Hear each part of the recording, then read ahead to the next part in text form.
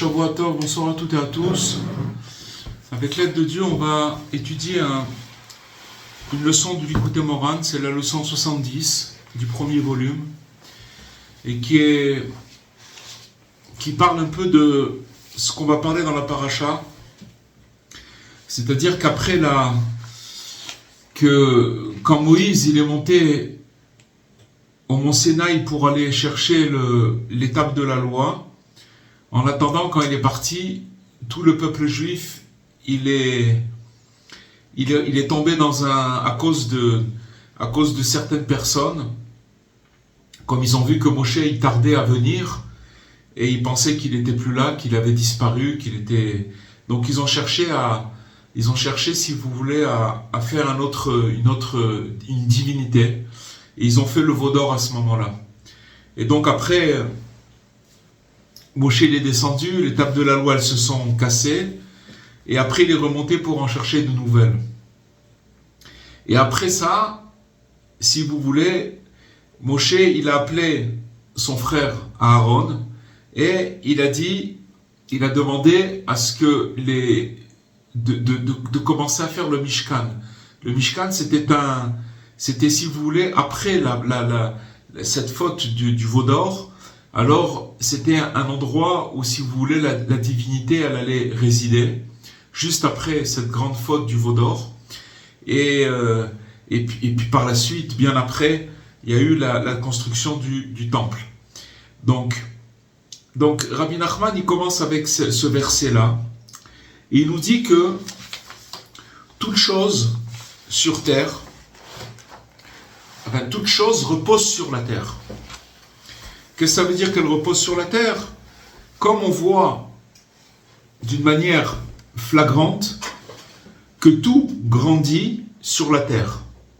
Quand on parle de la terre, c'est le globe terrestre, d'accord? Et toutes les choses et les créatures, elles vont et elles sont posées sur la terre. Et c'est pas possible, si vous voulez, que cette chose-là, elle s'arrête et qu'elle s'éloigne de la terre. Ça veut dire que quand on marche sur terre, on est collé à la terre. On est posé sur la terre. D'accord? On ne peut pas s'envoler de la terre. On est posé sur la terre. Et donc, s'il y avait une personne ou une chose qui nous éloignait de la terre, alors c'est vrai qu'on ne pourrait pas être dessus. Mais ce qui nous attire sur terre, c'est la force d'attraction. C'est-à-dire c'est une force qui fait qu'on peut se tenir sur terre. D'ailleurs, à une époque, les scientifiques, il y avait une théorie comme quoi la terre elle était plate. Pourquoi? Parce que s'ils disaient qu'elle était ronde, comment c'est possible de tenir sur une terre qui est ronde? Puisque si elle est ronde, alors on peut tomber de cette terre-là. Mais si on dit qu'elle est plate, alors on peut comprendre, puisque l'homme il a un poids, et il est sur une terre plate, donc il tient sur la terre. Et après ils se sont rendus compte, déjà à l'époque du Zohar, de l'époque de Rabbi Shimon Bar Yochai, Rabbi Shimon Bar Yochai il y a plus de 2000 ans, il a dit que la terre était ronde, alors que tout le monde disait qu'elle était plate. Mais c'est justement pour expliquer cette théorie, pourquoi elle est plate, pourquoi comme ça les gens ils peuvent tenir dessus. Or en vérité elle est ronde, et donc les gens ils tiennent dessus. Maintenant, si vous voulez, comment on peut s'éloigner de la terre? C'est seulement par une force qui est contraire à une force qui attire vers la terre. Et donc par l'action de quelqu'un qui va imposer une force contraire sur l'objet. Je vous donne un exemple. Si par exemple vous prenez une pierre et que vous jetez une pierre en l'air, alors le fait que vous mettez toute votre force pour jeter une pierre, cette pierre-là elle va monter, d'accord? Mais le problème c'est que quand elle va arrêter de monter, elle va redescendre sur terre. Pourquoi elle va redescendre sur terre? Tout simplement parce qu'il y a une force d'attraction qui amène l'objet, qui la ramène toujours sur terre. Et donc, de plus, c'est en proportion de cette force contraire que l'objet, il est plus ou moins éloigné de la terre. C'est-à-dire que plus une personne, elle va, même si vous prenez par exemple une fusée ou Dieu préserve, d'accord, un missile, il va rentrer dans l'atmosphère, il va monter, et après quand il sera arrivé que cette force qui va la propulser, elle va s'arrêter, alors après il redescend, d'accord, il redescend sur Terre. Donc quand elle s'interrompt, cette force contraire, c'est en fait une force de répulsion, une force d'éloignement de quoi? De la Terre. Alors la chose, elle revient, et elle revient sur la Terre. Elle revient sur la Terre. Comme on a dit tout à l'heure, c'est-à-dire que quand une personne, elle jette un objet vers le haut, alors l'énergie qui va investir pour de la force qui va investir dans l'objet à se détacher de la Terre, et en fonction de sa force, comme on dit tout à l'heure, qui va jeter par exemple une pierre, alors la chose elle sera repoussée et lancée vers plus haut encore. Et donc quand après cette énergie elle termine, c'est-à-dire que la personne elle a jeté, que l'énergie de la force qu'il a mis pour jeter l'objet elle se termine, et que ça s'appelle cette force qui pousse, qui détache l'objet de la Terre, ça s'appelle une force contraire, une force de répulsion. Quand ça s'épuise, alors l'objet il retombe alors sur la Terre. Donc, on voit que la Terre, elle possède une force d'attraction. Et cette force d'attraction, elle attire toutes les choses à elle. C'est en fait la force de la gravité. Sur Terre, au milieu du globe terrestre, il y a une espèce d'aimant, quelque chose, une force de gravité qui fait que c'est ça qui nous permet de tenir sur Terre. S'il n'y avait pas de cette force de gravité, alors on volerait. Comme par exemple, si maintenant vous prenez une fusée et qu'elle sort de l'atmosphère, alors il y aura la Terre, elle va plus attirer la personne, elle va voler dans l'atmosphère. Pourquoi? Parce qu'il n'y aura plus cette force de gravité qui va l'attirer vers la Terre. Et donc, s'il en est ainsi, d'accord, que les choses ne pourraient subsister sur Terre, comme on a expliqué, et elles tomberaient, car la Terre est ronde. Comme la Terre elle est ronde, s'il n'y avait pas cette force de gravité, alors automatiquement, les choses, elles tomberaient, elles ne pourraient pas se maintenir sur Terre. Et donc tous les êtres humains, ils se tiennent sur elle, sur cette Terre, sur la Terre, tout autour, grâce à la force d'attraction qu'elle possède. C'est cette force d'attraction qui permet qu'on peut se maintenir et qu'on ne tombe pas. C'est-à-dire qu'on n'est pas détaché de la Terre. C'est un aimant qui nous colle à Terre. Cet aimant, il est au milieu du globe terrestre et c'est ça qui fait ce centre de gravité. Et c'est pour ça que lorsque la force de répulsion, la force qui repousse, d'accord, qui éloigne, alors elle s'arrête, alors, et que l'objet il retombe vers le bas, plus il va se reprocher vers la terre, plus il va tomber verticalement avec une grande accélération.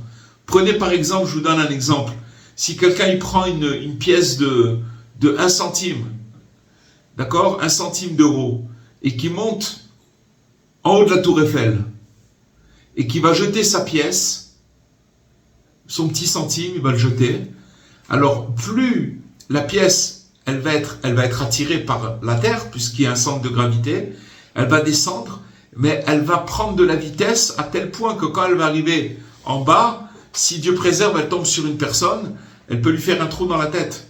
Pourquoi? Parce que la force d'attraction, elle va être tellement forte qu'elle va faire accélérer la vitesse de cette pièce-là. Donc, c'est vrai qu'il y a une force de répulsion, une force qui repousse, une force qui éloigne, que quand on va jeter l'objet, il va se détacher de la terre, mais après, quand il va revenir et que cette force de répulsion, d'éloignement, il va arrêter d'agir, alors ça va être la force de gravité qui va attirer la chose, et donc elle va tomber verticalement à une très très grande vitesse. Et donc c'est pour ça, c'est ça qui explique, c'est ça la conséquence du rapprochement de l'objet et de la force de gravité de la Terre. C'est ça qui explique tout simplement pourquoi les choses sont collées à Terre et pourquoi quand on les jette, elles reviennent sur Terre. Pour ça que l'objet y retombe avec une plus grande vitesse vers le sol. Alors, maintenant, ça c'est une loi physique que Rabbi Nachman, il ramène dans cet enseignement 70. Et il continue, il nous dit, le tzaddik, lui, il correspond à la poussière de la terre. Quand on parle de le tzaddik, c'est le tzaddik fondement du monde. C'est-à-dire que le tzaddik, lui, il correspond à cette poussière, à cette terre, à la poussière de la terre. Pourquoi ? Parce que le tzaddik, c'est le fondement du monde, puisque c'est marqué que le juste est le fondement du monde. Et donc, comme toutes les choses, elles reposent sur lui, donc il possède une force d'attraction, la force d'attraction, qui est à même d'attirer toutes les choses vers lui. Pourquoi ? Parce que le tzaddik, comme il a complètement annulé son ego, qu'il n'a plus du tout d'ego, donc ça veut dire que maintenant, il est comme de la terre, c'est comme c'est marqué, vous avez par exemple dans le désert, il représente un endroit sans végétation, il n'y a rien du tout dedans. Il est complètement, le désert c'est quelque chose de nul, de complètement, où il existe, c'est aride, il n'y a rien du tout. Donc, le tzaddik, il est comme ce désert-là, c'est-à-dire qu'il n'a aucune chose que lui veut pour lui personnellement, il n'a plus d'ego, donc automatiquement il est comme la terre. Et comme on a dit que la terre, elle a un pouvoir d'attraction, alors le juste, il a ce pouvoir d'attirer toutes les choses vers lui. Et donc un tel juste, il est unique dans le monde, puisqu'il n'y en a qu'un seul qui peut faire cette chose-là.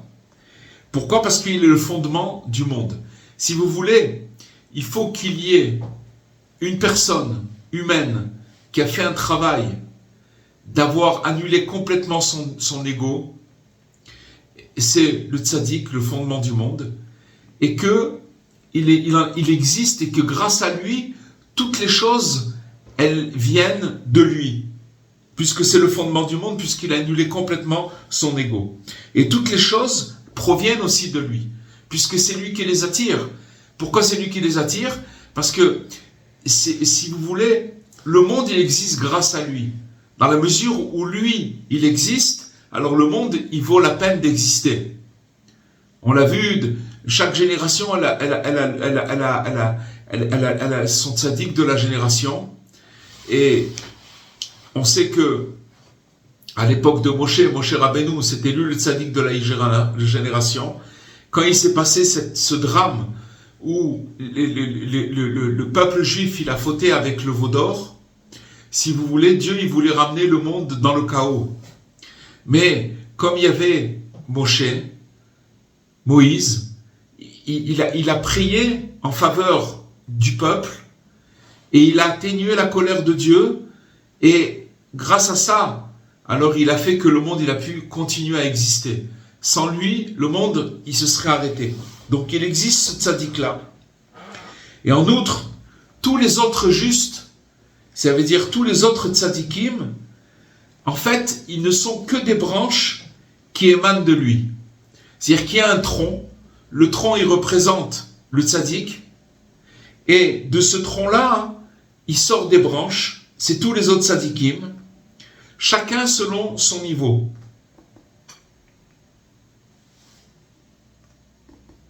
Et donc, il peut avoir une branche qui est branchée, qui est collée au tronc, donc ça veut dire qu'il va recevoir directement son énergie du tronc, d'accord ? Il y a des tzadikim comme ça, et il y a aussi d'autres tzadikim qui sont issus d'une branche, qui sont issus d'une autre branche. C'est-à-dire que vous avez le tronc, il y a une branche, et de cette branche, il sort encore des branches. Donc, ils ne sont pas branchés directement sur le tronc, mais ils reçoivent, de toutes les façons, tout le monde reçoit son énergie de cette branche-là. Et donc, en effet, un tel juste qui est unique au monde, il est tellement humble et il est bas, que lui-même il se considère comme de la poussière. Comme c'est marqué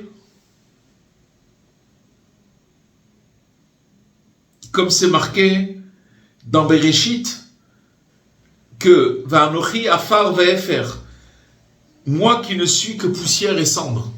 C'est Moshe Rabbeinu qui a dit ça. C'est pour ça, c'est juste que comme lui, il se voit comme de la poussière et de la cendre, c'est pour ça qu'il est le fondement du monde. Et donc, telle la poussière sur laquelle reposent toutes les choses. D'accord ? Lui, comme il est la poussière, il se considère comme de la poussière, alors automatiquement, tout le monde se tient sur lui. C'est lui le fondement du monde entier. Tout passe par lui.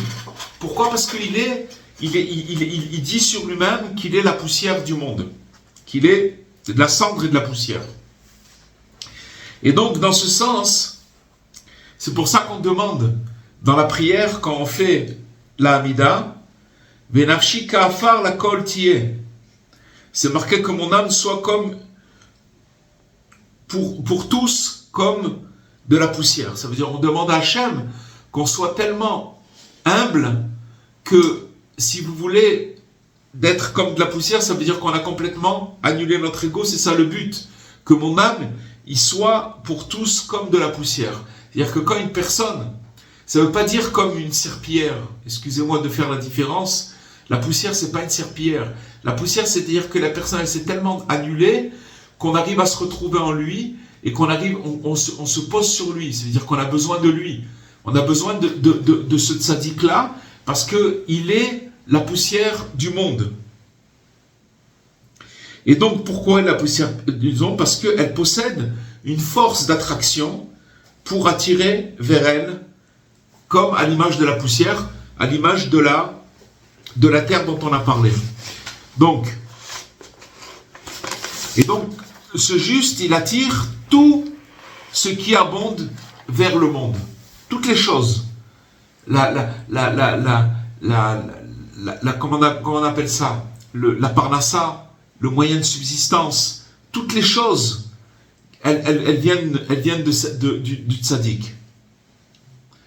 Tout ça, c'est pour signifier que tout ce qui abonde, il est attiré vers lui grâce à cette dimension de terre, de poussière. Et donc, c'est ça la force du juste. C'est pour ça que quand on va donner de la charité, de la tzedaka à ce juste, alors on est béni immédiatement. Pourquoi ? Parce que ce qui va se passer, on va relever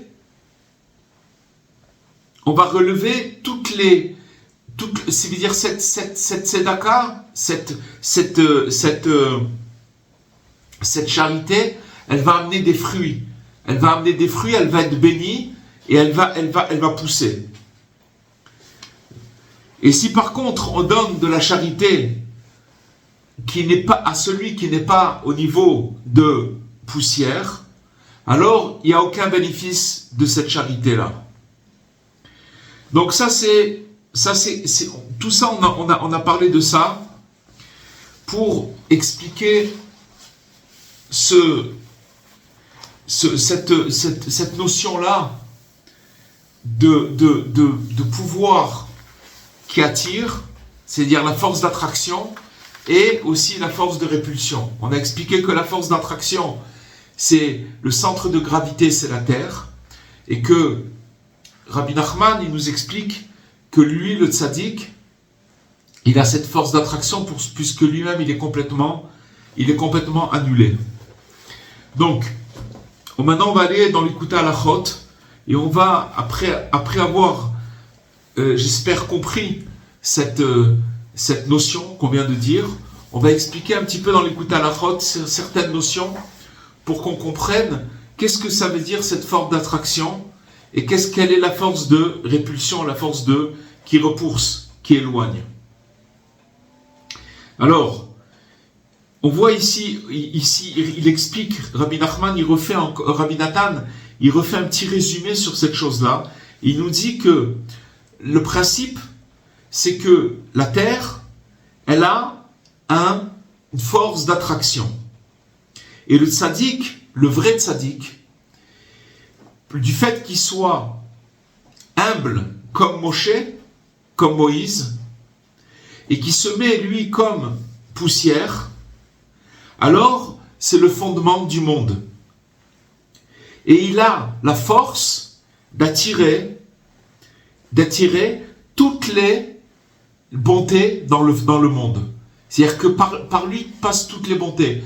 On voit par exemple, vous voyez, quand on voyait à l'époque de Joseph, c'était le second du roi, c'était le ministre principal c'était le roi après Pharaon. Alors, c'est lui qui avait, si vous voulez, les clés de toute la subsistance du monde entier, puisque l'Égypte, elle régnait sur le monde entier. Et il n'y avait qu'en Égypte qui avait là-bas l'abondance. Dans tout le reste du monde, il y avait la famine, même en terre d'Israël. Mais comme le juste, il se trouvait en Égypte, et que c'est lui qui avait les clés, puisqu'il a réussi à interpréter les rêves de Pharaon, donc il s'est fait qu'il avait toutes les clés de tout le blé avec les réserves qu'il avait pu faire. Et donc, le monde entier venait chez lui pour recevoir à manger. Donc, on voit que le tzaddik, tout passe par lui, puisqu'il est le fondement du monde par son humilité. Et donc, qu'est-ce qu'il est capable? Il est capable de faire descendre la divinité. La divinité, ça veut dire Dieu, dans les endroits les plus bas. C'est ça le tzaddik. Pourquoi il a appelé tzaddik fondement du monde? C'est-à-dire que maintenant, il a la possibilité d'être branché à l'endroit le plus élevé, mais pas seulement ça, c'est de pouvoir prendre les choses les plus élevées, c'est-à-dire la divinité, et de le faire descendre dans les endroits les plus bas pour éclairer le plus bas. Pourquoi? Parce que grâce à lui, c'est lui qui arrive à faire tenir ce Mishkan. Ça veut dire quoi le Mishkan? C'est un endroit sur terre.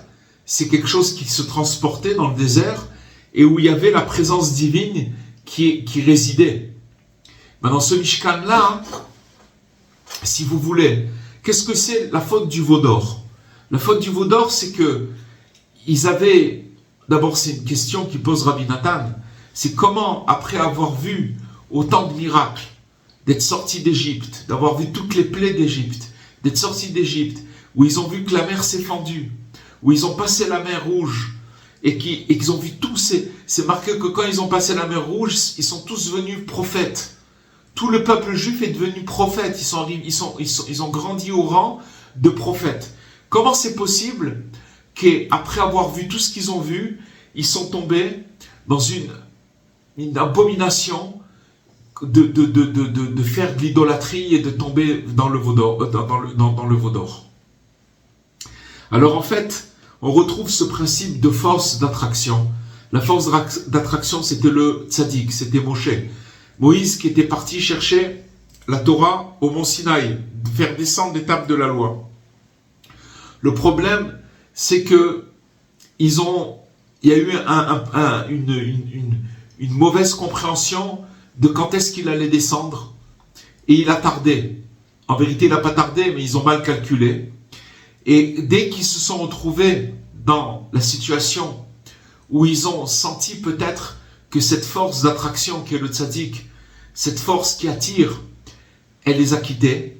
C'était de leur imagination, c'était pas vrai.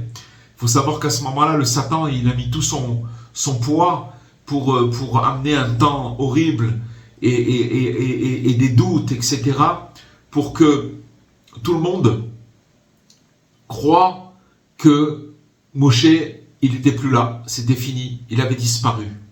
Donc qu'est-ce qui s'est passé à ce moment-là? Alors, il y a eu une force de répulsion. C'est-à-dire que comme ils ont voulu, la vérité c'est qu'ils avaient une bonne intention, c'est de chercher Dieu. Ils ont voulu absolument personnifier et faire une idolâtrie pour chercher Dieu. Ils n'ont pas voulu faire de l'idolâtrie. Ils ont voulu, à travers l'idolâtrie, chercher Dieu. Mais c'est ça l'idolâtrie. C'est-à-dire qu'ils se sont attachés à un intermédiaire qui les a amenés à des perversions et à des choses très très basses. Mais ce qu'on voit ici, c'est qu'en fait, c'est que il y a cette force d'attraction, il y a une force qui rejette, qui répulse, qui nous éloigne de cette force d'attraction-là. Donc il y a ces deux phénomènes sur Terre, dans la vie. Il y a un côté où, si vous voulez, on a une force qui nous attire, et il y a une autre force qui nous éloigne. Et on va essayer d'expliquer tout ça. Maintenant, le Mishkan, c'est-à-dire que quand Dieu il a demandé à Moshe de construire cet endroit, ce tabernacle ambulant, où il allait avoir la présence divine, qui allait être toujours là, cette présence divine, elle allait faire une comment dirais-je, elle allait tempérer les choses, c'est-à-dire que elle allait faire que, en même temps, il y allait avoir une force d'attraction, mais aussi une force de répulsion, mais cette force de répulsion, elle n'allait pas complètement éloigner les gens de Dieu. Parce qu'on va expliquer qu'il faut en vérité les deux. S'il n'y avait pas les deux, s'il y avait juste la force d'attraction, alors on serait comme des anges. Les anges, ils n'ont pas de force de répulsion. Les anges, ils sont comme des robots, c'est-à-dire que maintenant, ils servent Dieu, et ils sont tout le temps attirés vers Dieu, et tout le temps, ils veulent se rapprocher de Dieu. Mais ils ont aucun mérite, parce qu'il n'y a pas ce côté, cette force qui repousse. Donc en fait, il faut les deux. Donc maintenant, qu'est-ce qu'il a fait? Dieu, il a demandé de construire ce tabernacle pour que la présence de Dieu, elle remplisse cet endroit, ce tabernacle-là. Et donc, grâce à ça, chaque homme, il pouvait recevoir et attirer par le tzaddik, qui était Moshe, et qui était le fondement et la racine de tout. Seulement, il pouvait attirer là-bas la présence de Dieu. La présence de Dieu qui pouvait amener cette présence et l'amener en bas, chez tout le monde.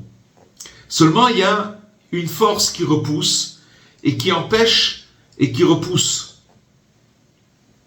C'est-à-dire qu'il y a des gens que, à cause de leurs paroles et de leurs actions, elles repoussent les gens et elles les séparent et elles les repoussent du tzaddik.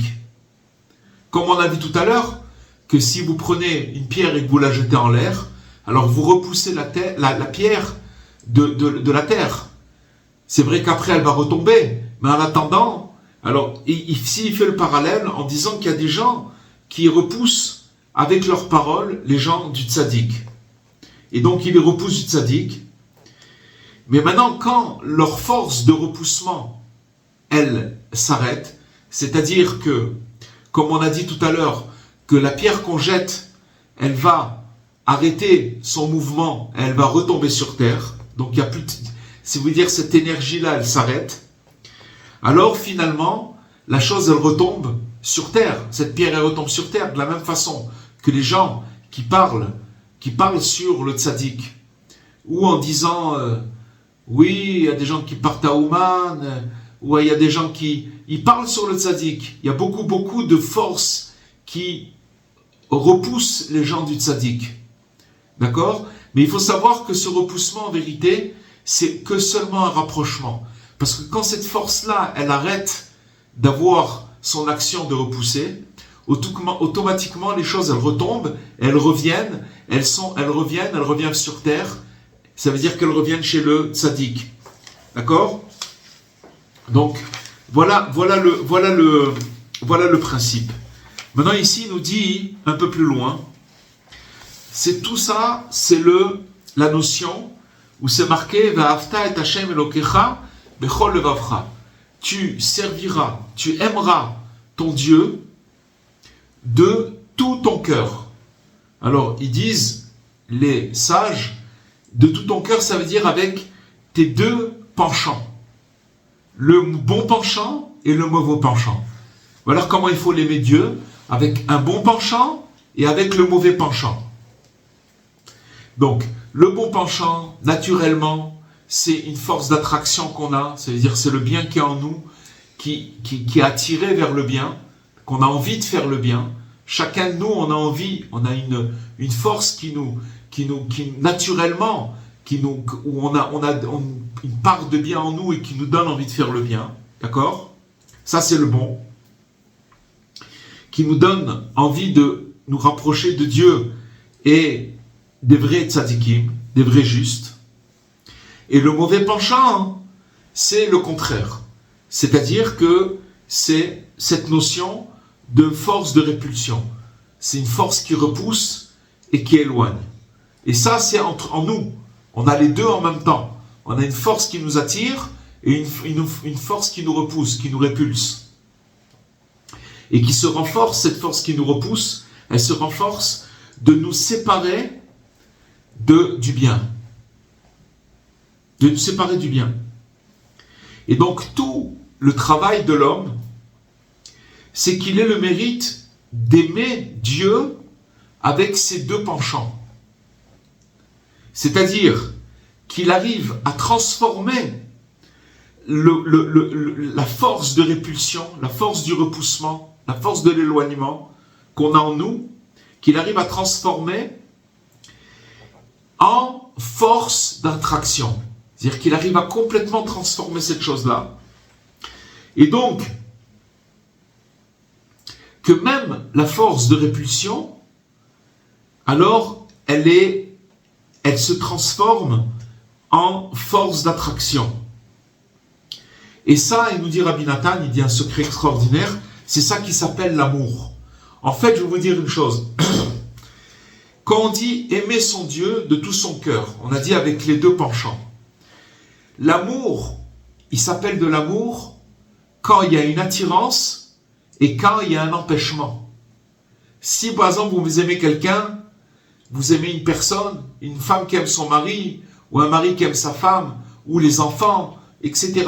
Il y a un amour, il y a une force d'attraction, il y a une force, sinon on ne pourrait pas se marier. D'accord ? Mais en même temps, il y a aussi des difficultés qui viennent entailler, qui viennent essayer de casser cet amour-là. Maintenant, quand une personne, malgré cette force de repoussement, c'est-à-dire du mauvais penchant, qui vient saboter, soi-disant cet amour, mais ça ne s'appelle pas encore de l'amour. C'est ça qu'il nous dit ici Rabbi Nathan. Que quand est-ce que ça s'appelle de l'amour ? C'est que quand j'ai été attiré vers le bien, et que maintenant, je suis dérangé par la force de répulsion, la force qui repousse, et que je sers Dieu avec cette force de repoussement. C'est-à-dire que, je vous donne un exemple. Imaginez quelqu'un, par exemple, il est en train d'étudier, ou il est en train de faire une bonne action.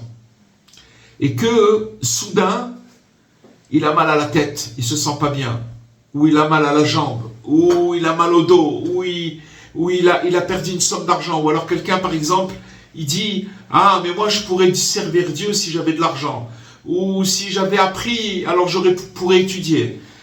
Toutes sortes d'excuses qui viennent de cette force de répulsion. Mais en vérité, on ne pourrait pas servir Dieu s'il n'y avait pas cette force de répulsion. C'est ça qui nous permet d'arriver à cet amour. C'est ça qui nous permet d'arriver à aimer notre Créateur. Justement parce que c'est lui qui a voulu mettre tous ces empêchements, toute cette force de répulsion pour finalement choisir et vouloir le bien et de transformer cette force de répulsion en force d'attraction. C'est-à-dire que de se servir de ça comme un levier. Comme un levier. Parce que il nous dit, Rabbi Nathan, que quand une personne, elle a le mérite de renforcer la force d'attraction sur la force de répulsion, D'accord? Ça veut dire qu'il arrive à dominer cette chose-là. Alors, cette force de répulsion, elle est pour un grand bien. C'est-à-dire qu'en vérité, cette force de répulsion, elle devient une aide. Elle devient une aide, ça devient du bien. Parce que c'est justement par elle qu'on peut recevoir la lumière d'une manière que cette lumière, elle ne va pas nous brûler. Imaginez-vous maintenant qu'on n'aurait que la force d'attraction. Voilà, il n'y a plus de force, il n'y a plus de force de répulsion, il n'y a plus de force de repoussement, il n'y a plus de force d'éloignement, il n'y a pas. Voilà. Et on n'a que de la force d'attraction. Vous savez ce qui se passerait? On brûlerait. Parce qu'on serait attiré par la lumière divine, jusqu'à qu'on serait engouffré dans cette lumière, et on disparaîtrait. C'est comme si on disparaîtrait dans le firmament. Ça existerait. On ne pourrait pas vivre ici. Dieu, il veut qu'on vit dans ce monde avec ces deux penchants-là. Et c'est justement grâce à la force, ce penchant, mauvais penchant-là, cette force de répulsion, cette force d'éloignement, cette force de repoussement qu'on ressent en nous, c'est elle qui nous permet de pouvoir nous rapprocher de Dieu. Sans elle, on ne pourrait pas. Sans elle, on ne pourrait pas. Pourquoi? Ça nous permet, si vous voulez, de recevoir la lumière de Dieu par degrés. Imaginez-vous que s'il n'y avait pas cette force de répulsion, cette force de repoussement, eh bien, on n'aurait que la force d'attraction et on ne pourrait pas recevoir cette lumière. On serait brûlé complètement. On peut la recevoir que par petite dose. Et par petite dose, on l'intègre petit à petit au fur et à mesure du temps et des années. Mais ça se fait parce qu'il y a cette force de repoussement. Et il nous dit ici, Rabbi Nathan, s'il n'y avait pas cette force de repoussement, alors la force d'attraction, elle nous annulerait complètement et il serait complètement annulé dans la réalité. Il n'existerait pas. Il ne pourrait pas exister. Et donc c'est ça tout notre travail.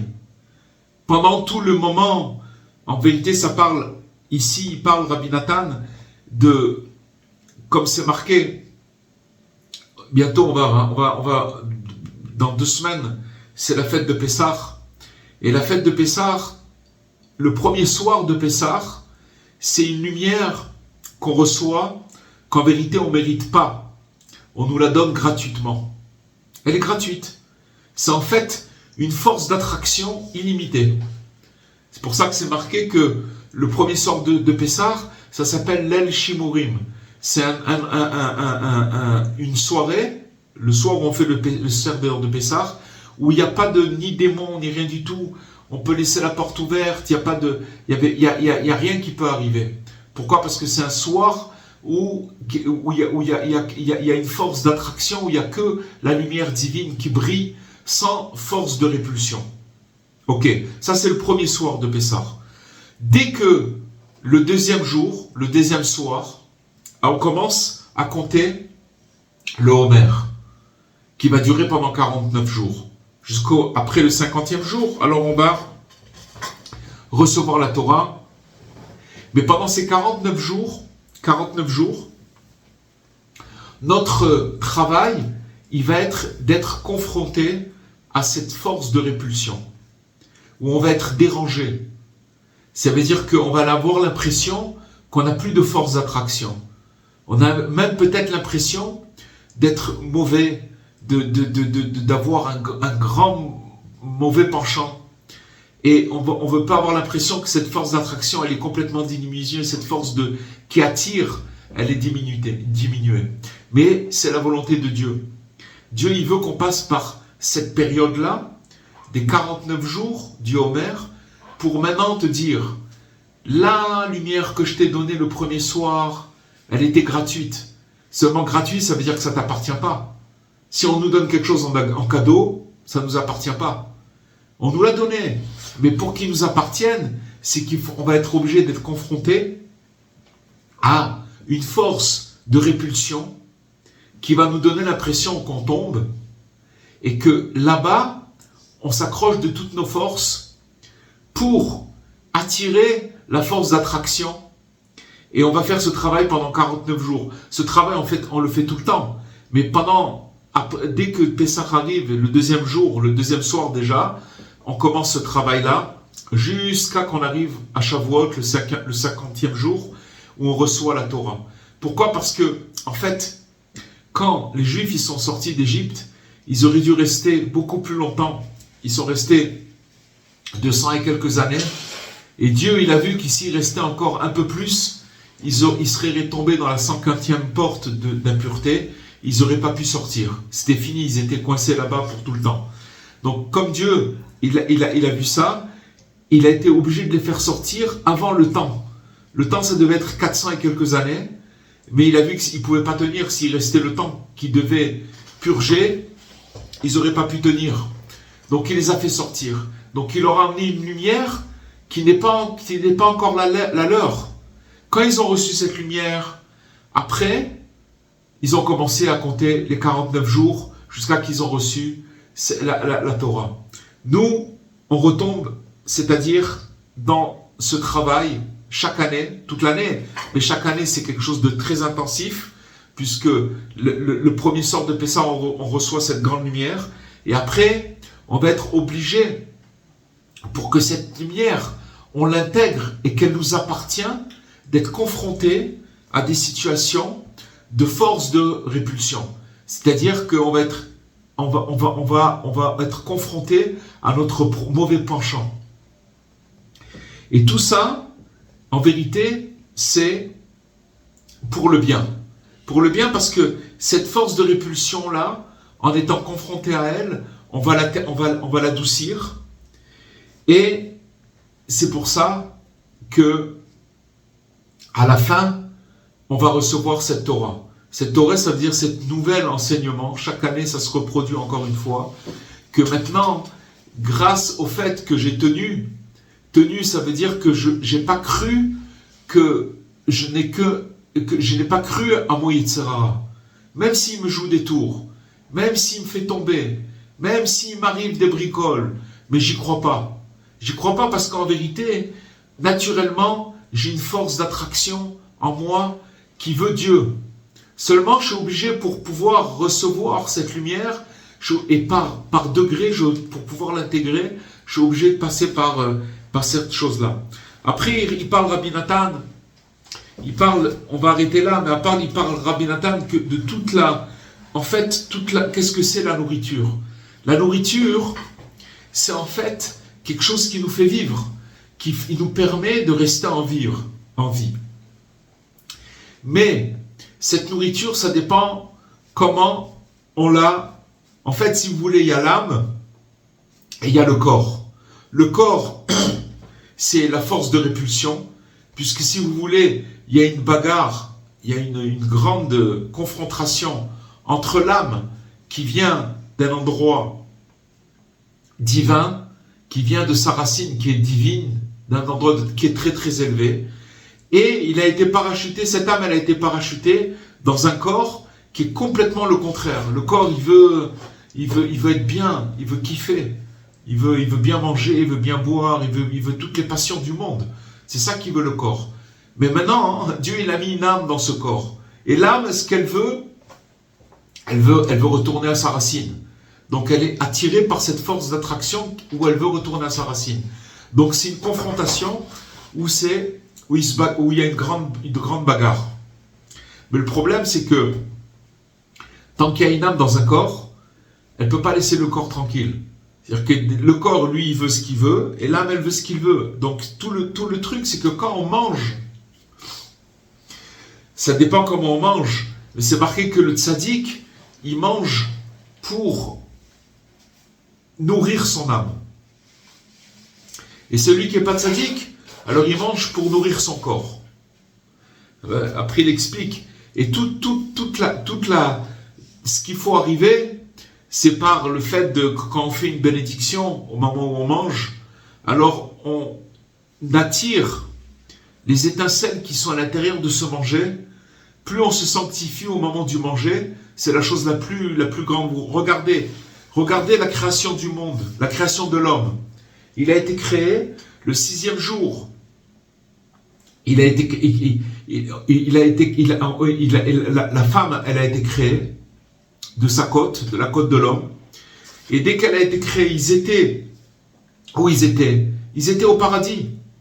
Ils étaient au paradis. Et qu'est-ce qu'il y avait au paradis? Il y avait un serpent. Il y avait le serpent. Qui c'était le serpent? C'était la force de répulsion. Sur quoi il les a fait tomber? Sur le manger.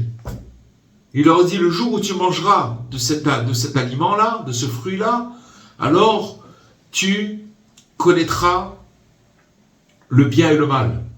C'est-à-dire, tu auras la connaissance du bien et du mal. Tu connaîtras. En fait, Dieu, il veut pas que tu en manges parce qu'il a peur que tu sois comme lui.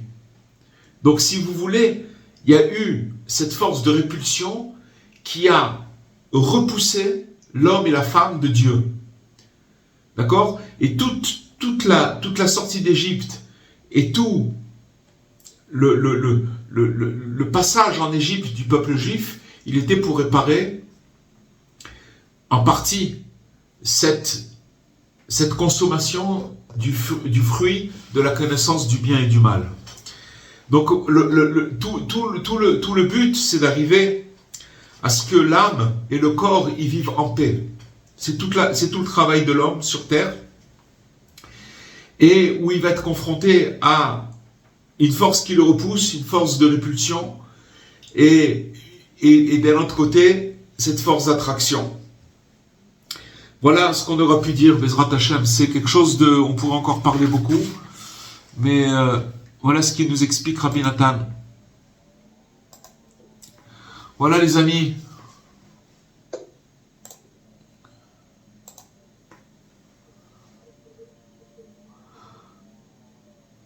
Bon. Merci beaucoup. Alors, Bezrat Hashem. Merci.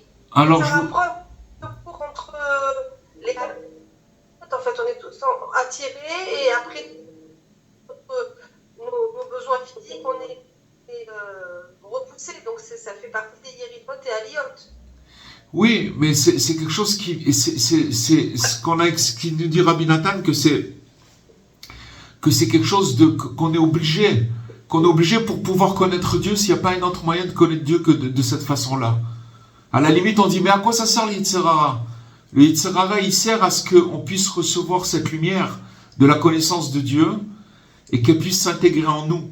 Mais s'il n'y avait pas ce Yitzhara-là, on pourrait pas l'intégrer. Ce ne serait pas possible. Alors on doit passer, voilà, on a des interruptions.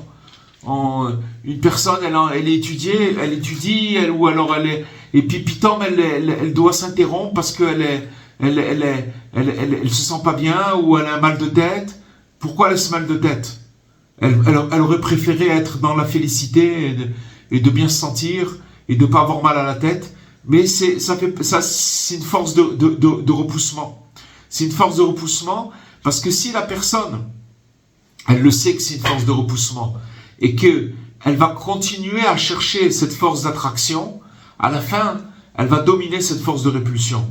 Et à la fin, elle va pouvoir recevoir, justement par cet antagonisme, cette bagarre qui est entre les deux, elle va recevoir, elle va sentir Hachem.